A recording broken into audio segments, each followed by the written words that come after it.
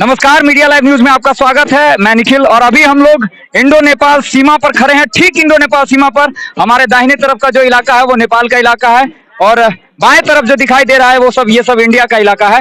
आज यह जो ऐतिहासिक घड़ी है नेपाल के मटिहानी नगर स्थित लक्ष्मी नारायण मठ से यह किशोरी जी का डोला जो है आज उठता है और सदियों का इतिहास है, सदियों पुराना इतिहास है।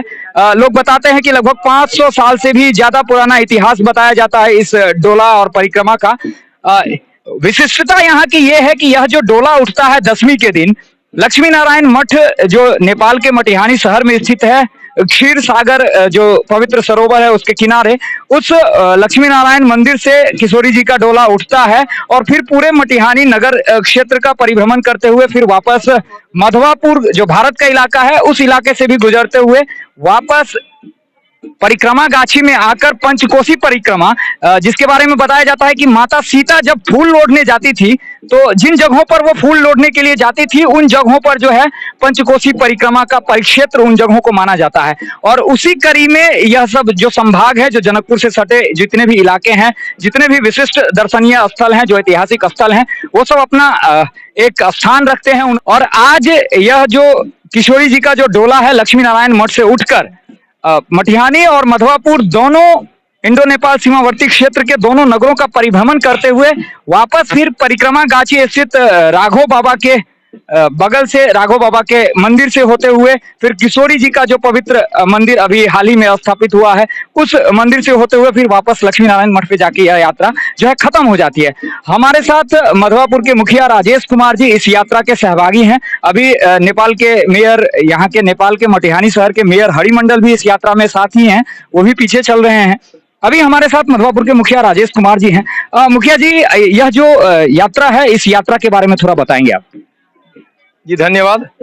कि यहाँ जो है ना बहुत पुराने काल से लमसम लग रहा है कि 500 वर्षों पूर्व से जो भारत नेपाल का बेटी रोटी का संबंध है वो दर्शाते हुए यहाँ पे 500 साल पहले से जो ये यात्रा निकलती है अपने नेपाल के मठियानी लक्ष्मी नारायण मठ है, वहाँ से डोला निकल करके अपने मठियानी दुर्गा पूजा भवन से होते हुए भारत में प्रवेश करती है और मधवापुर दुर्गा पूजा परिसर से होते हुए परिक्रमा जो राघव बाबा का स्थान है अपने नेपाल में, जो 14 कोसी परिक्रमा माना गया है, वह स्थान पे आकर के फिर पुनः लक्ष्मी नारायण मठ पे जाती है। और अब तो कुछ डिजिटल हो गया इसके लिए, नहीं तो कुछ साल पहले 10 साल पहले यहाँ टायर गाड़ी जो बैल को बताया जाता है कि उस टाइम में जो है कि सैकड़ों जो जत्था निकलता था बैलगाड़ियों का, उस जत्थे से जो है श्रद्धालु उस यात्रा में शामिल होते थे, ऐसा सुनने में आया। जी जी, ऐसा सुनने को नहीं, हम लोग भी बच्चा थे तो टायर पे बैठ करके और डोला के साथ घूमते थे। और रह गई कि 14 कोसी जो परिक्रमा है यह बहुत पुरातन काल से चलते आ रही है और इस डोला में हमें लग रहा है कि यहाँ से 20 किलोमीटर के कोसी से लोग आते थे देखने के लिए और अभी भी यह दर्शन के लिए माम करते रहते हैं और लोग काफी खुशी मिलता है लोगों को। यह जो यहाँ ऐसा कहा जाता है कि भारत और नेपाल दो देशों की जो अंतर्राष्ट्रीय सीमा है, अंतर्राष्ट्रीय संबंध है, वो अंतर्राष्ट्रीय सीमा की जो बाध्यताएं हैं वो हमारे मधवापुर मटिहानी में आकर के कहीं ना कहीं गौण हो जाती हैं। यहाँ कहीं से भी यहाँ नहीं लगता है कि हम भारत के हैं, इस तरफ वाले नेपाल के हैं। तो ऐसा देखने को भी अमूमन मिलता ही है कि हर बहाने से यहाँ के जो बाशिंदे हैं, यहाँ के जो स्थानीय लोग हैं, वो बहाना ढूंढते हैं और हर बहाने में उनका जो पारस्परिक प्रेम है, जो सौहार्द है, जो अटूट रिश्ता है इन दोनों देशों के बीच में, वो झलकता है। तो इसको किस रूप में देखते हैं आप? भारत और नेपाल दोनों एक परिवार है और परिवार को लेके हम लोग चलते हैं। कोई भी पूजा पाठ होता है तो दोनों मिल करके पुरुषों उल्लास के साथ मनाते हैं। और जैसे कि कलश यात्रा निकली हुई थी नेपाल से, भारत परिक्रमा होते हुए नेपाल में प्रवेश की थी और हम लोग भी भारत से निकलते हुए मधवापुर से नेपाल गए थे, नेपाल से फिर पुनः मधवापुर आए थे। ऐसे ही डोला की भी वही है। और जब विसर्जन मैया का निकलता है तो प्रतिमा का भी मिलन होता है और यह सदियों से मिलन होते हुए आ रहा है। जब तक मिलन नहीं हो पाती है तब तक माता की विसर्जन नहीं करते हम लोग। बहुत बहुत धन्यवाद। हमारे साथ मटिहानी स्थित लक्ष्मी नारायण मठ के उत्तराधिकारी शिष्य डॉक्टर रविंद्र दास वैष्णव जी हैं। मान जी, यहाँ आज की यह जो यात्रा हुई है, इसका सदियों पुराना इतिहास रहा है, इसके बारे में थोड़ी जानकारी उपलब्ध कराएंगे। मठ स्थापना काल से ही यह यात्रा निकाला जाता है मठ के द्वारा और पौराणिक मान्यताओं के अनुसार ये जो परिक्रमा होता है, ये पूजा के अंत में एक परिक्रमा की विधि होती है। जो लोग पूजा में शामिल नहीं हो पाते हैं वो कम से कम प्रदक्षिणा करते हैं, तो जितना फल वो पूजा करने पाठ करने वालों को, हवन में आहुति देने वालों को होता है, उतना ही फल प्रदक्षिणा करने वालों को होता है।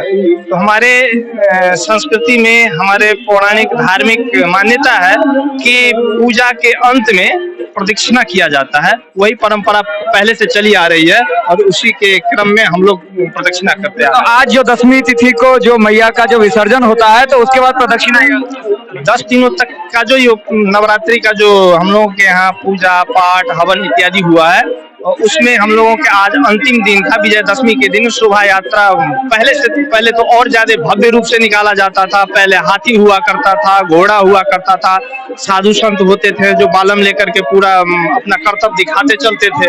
लेकिन आज वो परिस्थिति नहीं है, इसमें थोड़ा सा ह्रास आया है, लेकिन तब भी हम लोगों ने उस परंपराओं को जीवंत रखा है। उसी के क्रम में हम लोग ये यात्रा करते हैं। अच्छा, यह यात्रा लक्ष्मी नारायण मठ से आरंभ होकर वापस यहाँ पहुंची है किशोरी जी के मंदिर में, फिर यहाँ से वापस वहां तक जाएगी? जी, वहीं से शुरू होता है, लक्ष्मी नारायण मठ से शुरू होता है और अंत में जाकर के पुनः लक्ष्मी नारायण मठ में इसका अंत होता है। तो मतलब इस बहाने हो सकता है कि कहीं यह सोच रही होगी, हमारे जो पौराणिक मान्यताओं में है, यह सोच रही होगी कि जो भगवान को अपने आसपास के नगर का परिभ्रमण कराए। जी बिल्कुल बिल्कुल बिल्कुल। तो इन्होंने अभी जो जानकारी दी है कि इस प्रदक्षिणा के बहाने कोशिश ये थी, शायद सोच ऐसी रही होगी कि हमारे जो यहाँ के जो स्थानीय जो हमारे भगवान हैं वो अपने नगर का परिभ्रमण करें, अपने जो उनकी संतति है, जो उनकी जनता है, उनके जो आम लोग हैं, जो उनके श्रद्धालु हैं, उनका हाल चाल लें। और ये जो परंपरा आ रही है सनातन धर्म में कि विशिष्ट यात्राओं का जो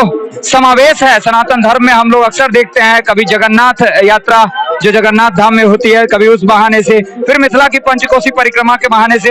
तो कुल मिलाकर यह जो यात्राओं का दौर है, कहीं न कहीं जो हमारी संस्कृति है, जो हमारे लोग हैं, उनको जीवंत रखने के लिए, उनको अक्षुण्ण रखने के लिए, जोड़ कर रखने का एक माध्यम हो सकता है, ऐसी सोच रही होगी हमारे पूर्वजों की। और आज हम लोग इसी कड़ी में यहाँ परिक्रमा गाछी स्थित किशोरी जी के मंदिर में पहुंचे हुए हैं। यह यात्रा का अभी विश्राम का दौर है, यहाँ से फिर यह यात्रा वापस आरंभ होकर मटिहानी नगर होते हुए वापस लक्ष्मी नारायण मठ पर जाकर समाप्त हो जाएगी। और जिसके बाद मटिहानी शहर में जैसा प्रस्तावित है कि रावण वध का जो अगला कार्यक्रम है वो मूर्त रूप लेगा। तब तक के लिए कैमरामैन मनोज सिंह के साथ मैं निखिल, धन्यवाद।